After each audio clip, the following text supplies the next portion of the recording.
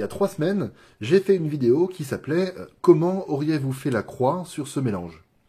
Et bien cette vidéo, c'est l'épisode 2. C'est l'épisode 2 et c'est surtout une croix qui ressemble énormément à celle qu'on a vue il y a 3 semaines. Donc pour ceux qui suivent les vidéos assidûment et qui ont déjà réfléchi à celle d'il y a 3 semaines, ça va peut-être vous sauter aux yeux, ou peut-être pas.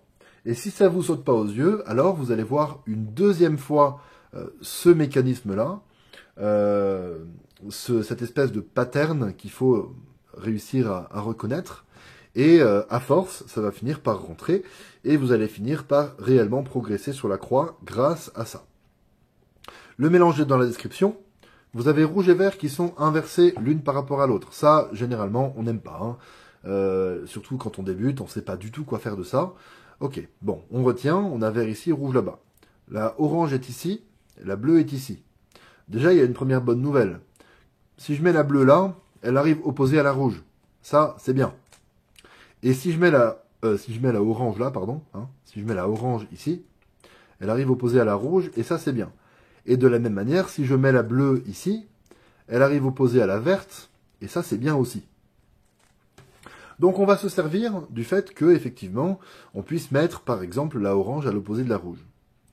Mettez sur pause et cherchez comment vous auriez fait, sachant que, je le rappelle, ça ressemble à ce qu'on a fait il y a 3 semaines.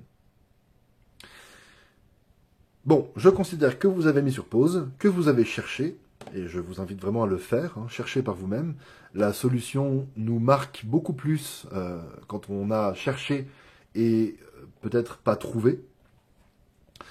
Ici, l'astuce, c'est de se dire que quand je vais mettre la orange, la pièce qui est là, elle aura fait tout le tour, elle arrivera là. Et à l'inverse, la pièce qui est là, elle aura fait tout le tour et elle arrivera là. Or, ici, la bleue, je ne veux pas la mettre là, par rapport à la rouge. Et la verte, par rapport à la rouge, c'est pareil, je ne veux pas la mettre là. Donc, regardez, R, L, et là, c'est magnifique.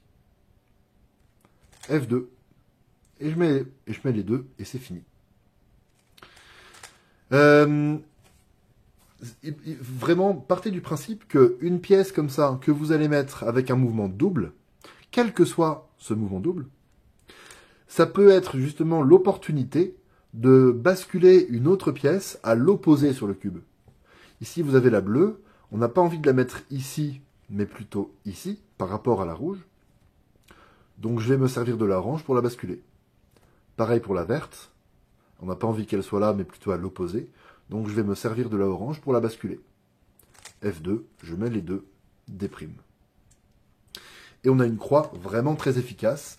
Et quand vous voyez ce genre de choses, ben vous avez vraiment progressé. Et plus vous progressez, plus vos croix seront efficaces. Et donc plus vous pourrez vous rapprocher de l'étape d'après, de l'étape suivante, qui sera de réussir à prévoir la première paire de F2L pendant l'inspection.